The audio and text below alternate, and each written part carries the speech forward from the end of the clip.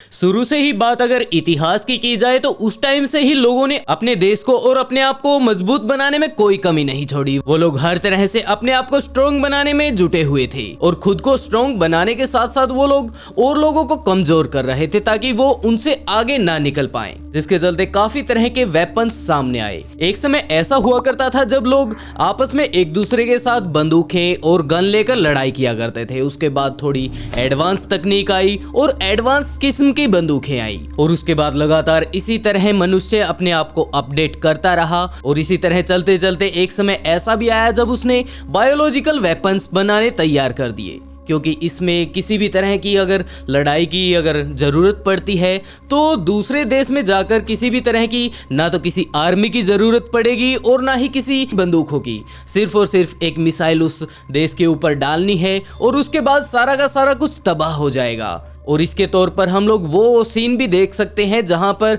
World war 2 के समय में अमेरिका ने जापान के हिरोशिमा और नागासाकी पर 2 न्यूक्लियर अटैक किए थे और यही कारण था कि जो जापान उस टाइम काफी ज्यादा शक्तिशाली था वो अपने घुटनों पर आ पहुंचा। लेकिन ये तो बात हुई सिर्फ एक बायोलॉजिकल वेपन की। इस तरह के न जाने कितने सारे हथियार आज भी मौजूद हैं और उनके ऊपर टेस्टिंग चल रही है। वैसे तो सोचने में काफी ज्यादा आसान लगता है कि हाँ एक वेपन बनाओ और किसी भी देश के ऊपर हमला कर दो, लेकिन दोस्तों अगर आप लोगों को अगर मैं डीपली बताऊं तो ये इतना आसान भी नहीं होता। इसके अंदर काफी सारे लोगों की जान जाती है और यही कारण है कि एक देश अपने आप को बचाने के लिए पता नहीं क्या कुछ कर बैठता है। और ऐसा ही कुछ आज हम लोग एक रिसर्च के बारे में भी बात करने वाले हैं। दोस्तों मैं बात कर रहा हूँ यूनिट 731 के बारे में, जो कि एक इस तरह का प्रोजेक्ट जापानियों द्वारा तैयार किया गया था जिसमें हम लोग अंदाजा लगा सकते हैं कि लगभग उस प्रोजेक्ट में 5 लाख चीनियों की जान चली गई थी और वो भी बड़े ही दर्दनाक तरीके से।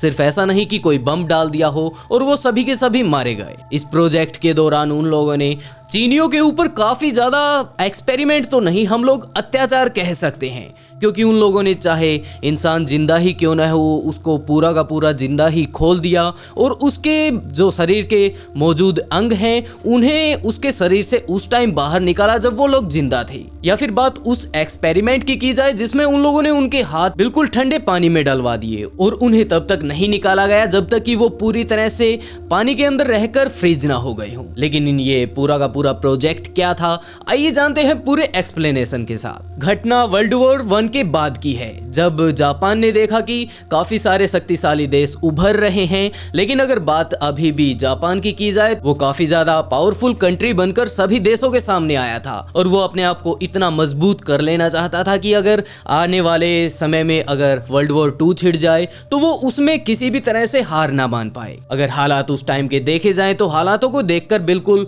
आराम से भांपा जा सकता था कि वर्ल्ड वॉर 2 होना निश्चित है। इसके लिए जापान अपने आप को और ज्यादा मजबूत बनाने की पूरी तैयारी कर रहा था, लेकिन उस टाइम तक पूरी तरह से बायोलॉजिकल वेपन्स को बंद कर दिया गया था, क्योंकि सभी देशों का मानना था कि अगर ये सभी वेपन्स अगर गलती से भी किसी तरह से आउट ऑफ कंट्रोल होते हैं तो हो सकता है इस धरती से इंसानों का नामो निशान मिट जाए और साथ में यहाँ पर रहने वाले जीव जंतु या फिर बात किसी और जानवर की जाए तो वो भी सरवाइव नहीं कर पाएगा। और सीधी सीधी बात यही थी कि पूरी की पूरी पृथ्वी ही उजड़ जाएगी। इन सभी चीजों पर सभी देश सहमत भी थे और पर्सनली इस सभी चीजों पर जाकर उन्होंने हामी भी भरी कि हाँ ये बात बिल्कुल ठीक है और हम लोग ऐसा कुछ नहीं करने वाले। लेकिन बात अगर जापान की जाए तो अभी भी उसके दिमाग में कुछ और ही चल रहा था और जापानियों में भी खास तौर पर जनरल शिरो इसी में लगभग 1929 का टाइम आ चुका था, जिसके बाद डॉक्टर शिरो जाकर सरकार से बताते हैं कि इस तरह वर्ल्ड वॉर 2 कभी भी छिड़ सकती है, हालात काफी ज्यादा नाजुक हैं, तो हमें अपने आप को प्रोटेक्ट करने के लिए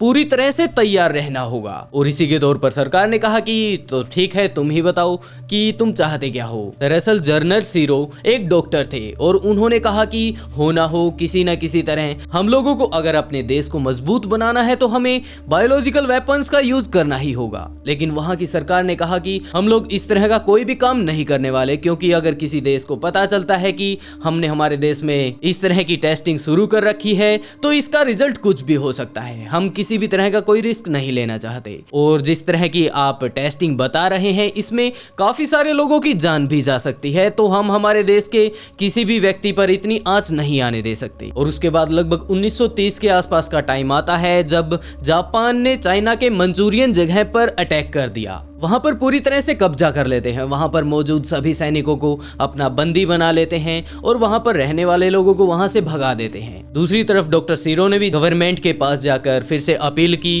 कि सर हमें इस तरह अपने देश को मजबूत जरूर बनाना होगा, इसके बिना हम वर्ल्ड वॉर अगर 2 होती है तो हम लोग घुटनों पर आ जाएंगे। जिसके बाद सरकार ने भी कहा कि इसका सॉल्यूशन अब तुम ही निकालो, हम इस तरह ना तो अपने देश के लोगों की जान जोखिम में डाल सकते हैं और ना ही इस बात का रिस्क ले सकते हैं कि अगर किसी देश को पता चलता है कि हम लोग इस तरह बायोलॉजिकल वेपन बना रहे हैं तो हम किसी भी तरह का कोई लफड़ा नहीं चाहते। जिसके बाद सीरो ने कहा कि हमने जो चाइना की मंचूरियन जगह को अभी जाकर कब्जाया है, क्यों न हम लोग वहां पर जाकर अपने सभी तरह के टेस्ट का प्रयोग करें। सीरो की ऐसी बातें सुनकर वहां की गवर्नमेंट भी कहती है कि ये बात ठीक है, हमें इस बात से कोई दिक्कत नहीं, तुम अपनी टीम बनाओ, वहां पर जाओ और जिस तरह के भी तुम टेस्ट करना चाहते हो वहां पर कर सकते हो। जिसके बाद 1930 से लेकर 1932 तक उसने अपनी पूरी तरह से टीम बनाई और इस बात पर रिसर्च की कि वहां पर जाकर हमें किस तरह के टेस्ट करने हैं। अब हमें पूरी तरह की आजादी है, हम लोग किसी भी तरह का कोई भी एक्सपेरिमेंट वहां पर कर सकते हैं। जिसके बाद वो लोग चाइना पहुंचते हैं और मंचूरियन जगह पर अपना पूरी तरह से सेटअप जचा देते हैं। वैसे आप लोग भी जानते हैं कि अगर किसी तरह का अगर कोई एक्सपेरिमेंट करना होता है तो आमतौर पर जानवरों को उसके लिए प्रयोग किया जाता है, क्योंकि उनके ऊपर जो रिएक्शन होते हैं उनके ही लगभग मिलता जुलता इंसानों के ऊपर रिएक्शन दिखाई देता है। वो वहां पर अलग अलग तरह के बंदर, चूहे, खरगोश या फिर बात अगर किसी अन्य जानवर की जाए तो वो उन सभी जानवरों को वहां पर पकड़ कर ले जाते हैं और उनके ऊपर अलग अलग तरह के टेस्टिंग करने लगते हैं। जिसके बाद काफी सारे ऐसे रिजल्ट उनके सामने आए जो कि काफी ज्यादा सक्सेसफुल थे। तो वो लोग अब सोचने लगे कि हमें इन्हें इंसानों के ऊपर भी आजमाना चाहिए। तो वो लोग धीरे धीरे वहां पर जो उन्होंने सोल्जर पकड़ रखे थे चाइना वाले, उनके ऊपर टेस्ट करना शुरू कर दिया। उनके काफी सारे एक्सपेरिमेंट सफल भी रहे, जिनकी रिपोर्ट उन्होंने बनाकर अपने वापस देश जापान भेज दी। और उन्होंने कहा कि और जापान की गवर्नमेंट ने भी कहा कि वाओ, तुमने काफी सारे अच्छे अच्छे टेस्ट किए हैं और ये काफी सारे हमारे काम भी आएंगे। तुम इसके अलावा जिस तरह के टेस्ट अगर तुम करना चाहते हो तो तुम बड़े ही आराम से वहां पर कर सकते हो। अगर किसी तरह की वहां पर कल को दिक्कत होती है तो वो हमारी जगह नहीं है, हमने वहां पर किसी तरह के कोई टेस्ट नहीं किए, हम ये बात बोल सकते हैं। वो लोग वहां पर लगातार टेस्ट करते जा रहे थे और एक टाइम ऐसा भी आता है जब वो लोग कहते हैं कि क्या यार, इतने जानवरों को मार दिया हम लोगों ने, लेकिन इतने जानवरों के ऊपर टेस्ट करने के बाद हम लोग इंसानों के ऊपर टेस्ट करते हैं, क्यों ना हम लोग सीधा का सीधा इंसानों पर टेस्ट करके देख लें। अगर सफल नहीं होता है तो भी देखी जाएगी और सफल हो गया तो उस जैसी तो कोई बात ही नहीं। और इसके बाद शुरू हुआ उनका हैवानियत भरा काम, क्योंकि उन्होंने वहां पर अलग अलग तरह के इंसानों पर काफी सारे ऐसे टेस्ट किए जिसके चलते हम लोग उन्हें इंसान तो कह ही नहीं सकते। सबसे पहले वो लोग एक पूरी टीम बनाते जिसमें लगभग 100 से 150 व्यक्ति होते थे, उनके अंदर अलग अलग तरह के वायरस डाल देते और उसके बाद उनके ऊपर टेस्ट करते कि कौन सी दवाई किसके ऊपर किस तरह से रिएक्शन करती है और क्या हम लोग इन वायरसेस का तोड़ ढूंढ सकते हैं। वहां पर मौजूद सभी लोग दर्द से काफी ज्यादा चिल्लाते कहराते,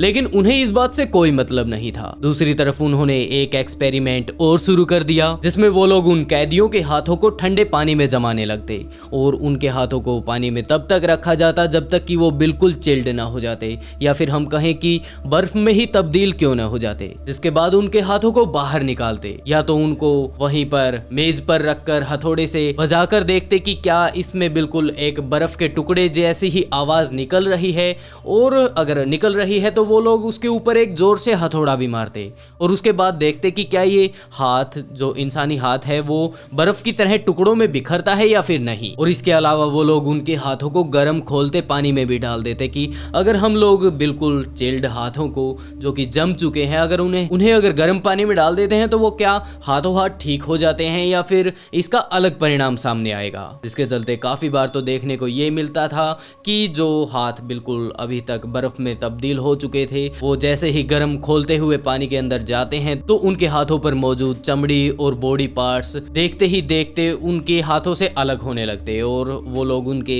हाथों में मौजूद हड्डियों को बिल्कुल साफ साफ देख सकते थे। लगभग उसी टाइम इजिप्ट में एक काफी ज्यादा अजीब बीमारी भी फैली थी। वहां पर मौजूद जब डॉक्टर्स को इस बात का पता चलता है कि इजिप्ट में एक बड़ी ही अजीब बीमारी फैली हुई है, तो डॉक्टर्स ने कहा कि हम लोग यहाँ पर किस लिए हैं, जल्दी से वहां से एक सैंपल उठाकर लाओ और यहाँ पर इन लोगों में इंजेक्ट करेंगे और उसके बाद उसका परिणाम देखेंगे कि हम लोग उसे ठीक कर पाते हैं या फिर नहीं। जिसके बाद उन लोगों ने सबसे पहले तो स्पेशली वहां से इजिप्ट से कुछ लोगों को उठाया और चाइना के मंचूरियन जगह पर लाकर उसी कैंप में उन्हें रोक दिया गया। जो लोग उस बीमारी से इन्फेक्टेड थे उन्हें एक ऐसे सेल में छोड़ दिया जाता जहां पर वो सभी बंदी मौजूद थे। तो वो लोग चेक करते कि ये व्यक्ति कितने दिन तक इनके पास रहने पर बाकी लोगों को भी इन्फेक्टेड कर देता है। इसके साथ साथ वो लोग उसके शरीर से उस बीमारी को बाहर निकालते और वहां पर मौजूद और बंदियों में डालने लगते और वो इसके साथ ये भी चेक करते कि एक बीमारी दूसरे व्यक्ति को अगर हम लोग इंजेक्शन से उसके शरीर में डालते हैं तो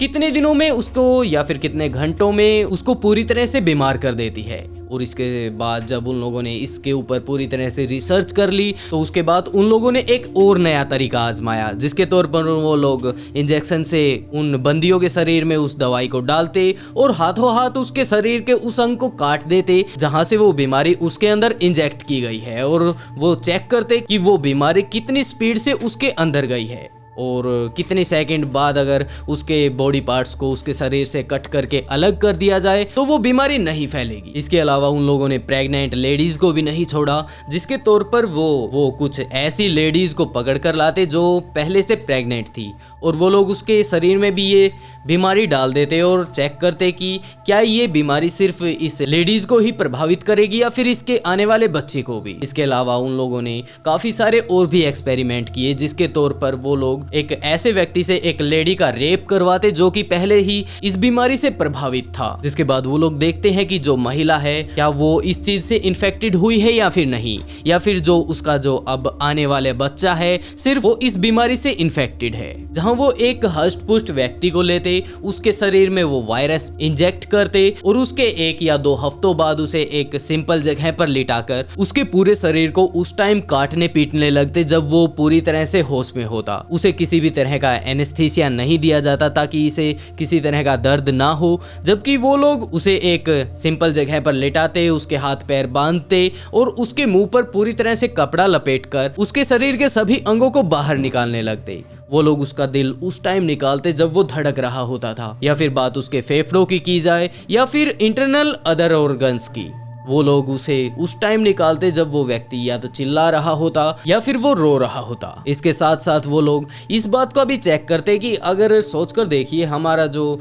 दिल है अगर उसे फेफड़े की जगह रख दिया जाए और फेफड़े को दिल की जगह रख दिया जाए तो क्या ये नॉर्मली काम करेंगे। इसके अलावा भी उन लोगों ने काफी तरह के और भी एक्सपेरिमेंट किए जिसमें वो लोग अभी भी जिंदा होते थे और वो सभी ऑर्गन्स उनके काम कर रहे होते थे। इसके अलावा वो काफी सारे ऐसे टेस्ट भी करते कि नॉर्मली तौर पर हम देखते हैं कि एक व्यक्ति को अगर गोली लगती है तो वो मर जाता है, लेकिन वो लोग इसका जवाब जानना चाहते थे कि आखिर ये मर क्यों जाता है, गोली में ऐसा क्या है कि सामने वाले व्यक्ति को जब वो लगती है तो वो मर जाता है, और वो कौन कौन सी जगह है जहां पर गोली मारने से व्यक्ति मर सकता है। जिसके बाद उन्होंने अपनी बुलेट्स तैयार की और सामने ले जाकर एक कैदी को लटका दिया। उसकी सबसे पहले पैरों पर गोली मारी और 5 मिनट बाद देखा कि वाह ये तो जिंदा है, यानी कि पैर किसी काम का नहीं। उन लोगों ने उस पैर को काट दिया और अपनी किताब में लिख लिया कि पैर से ऐसी कोई खास बात नहीं है, इसको हम बड़े ही आराम से काट सकते हैं। जिसके बाद उसने उसकी थाई पर गोली मारी, इसके अलावा उसके पेट में मारी, उसके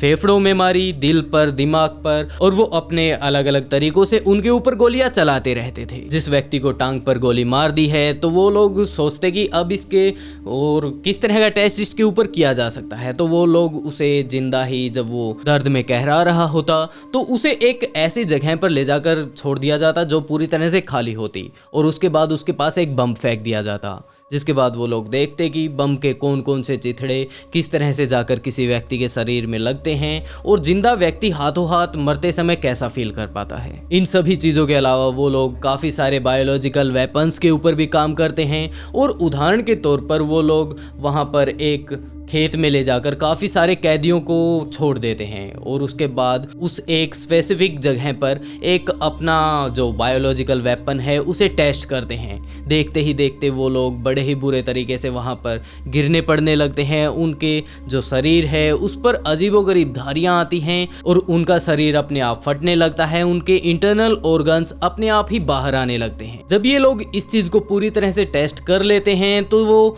2 छोटे छोटे बॉम्ब भी बनाते हैं। वो कहते हैं कि हो सकता है इन कैदियों को हमने काफ़ी दिनों से यहाँ पर बंदी बनाकर रख रखा है, इनके जो इम्यूनिटी सिस्टम है वो थोड़ा कमज़ोर हो गया हो। हम लोग इन्हें टेस्ट करते हैं चाइना की आम जनता के ऊपर। जिसके बाद उन लोगों ने 2 जगह पर ऐसे बम्ब गिराए और वहां पर भी रिजल्ट कुछ ऐसा ही मिला। लेकिन बिल्कुल ऐसा ही अभी भी कुछ चल रहा था। लेकिन एक टाइम ऐसा भी आया जब एक व्यक्ति वहां से भाग निकलने में कामयाब रहा और उसने बाहर जाकर बताया कि इस तरह यहाँ पर इतने बुरे तरह से लोगों के ऊपर एक्सपेरिमेंट किए जा रहे हैं। और देखते ही देखते ये बात पूरी दुनिया में फैल गई। दूसरी तरफ अगर बात वर्ल्ड वॉर 2 की जाए तो वो भी अभी चल ही रहा था। यहाँ पर ये सभी बायोलॉजिकल वेपन्स जापान अमेरिका के लिए तैयार कर रहा था कि वहां पर ले जाकर फोड़ेंगे। लेकिन उससे पहले ही अमेरिका ने हिरोशिमा और नागासाकी के ऊपर अपने 2 न्यूक्लियर बॉम्ब गिरा दिए और जापान की सरकार ने सिरो को बताया कि हमने इस तरह सरेंडर कर दिया है, अब हम लोग ऐसा कुछ नहीं करने वाले जैसा कि तुम बायोलॉजिकल वेपन के साथ करवाने वाले थे। जिसके बाद सिरो भी समझ चुका था कि ये सब संभव नहीं और वो वहां से अपना सारा का सारा तामझाम लपेटकर वापस अपने देश जाने की कोशिश करता है। लेकिन उससे पहले ही अमेरिकन और रशियन फौज उसे घेर लेती है। जिसके बाद रशियन फौज उसे अपने कब्जे में लेती है। लेकिन अमेरिकन सरकार बोलती है कि इनके साथ हमारी लड़ाई चल रही है, ये हमारा बंदी है। तो रशियन सोल्जर्स ने भी उसे अमेरिकन सरकार को देने में देर नहीं लगाई कि ये भी नतीजा तो इसका वही करने वाले हैं। जिसके बाद उसे पकड़कर अमेरिका लेकर जाया गया और कहा जाता है कि वहां पर उसे किसी तरह की कोई सजा नहीं मिली, जबकि अमेरिका ने उससे पूछा कि तुमने किस तरह के वेपन डेवलप किए थे और उन सभी वेपन्स के बारे में उससे जानकारी ली। जिसके बाद उसके साथ क्या हुआ इस बारे में कोई भी नहीं जानता। लेकिन दोस्तों, जिस तरह के एक्सपेरिमेंट वहां पर उसने उन लोगों के ऊपर किए थे वो काफी ज्यादा दर्दनाक थे। और आप इन एक्सपेरिमेंट्स के बारे में क्या कहना चाहेंगे नीचे कमेंट बॉक्स में जरूर बताइएगा। वैसे आज के लिए बस इतना ही, बहुत जल्द मिलते हैं एक और नई वीडियो के साथ।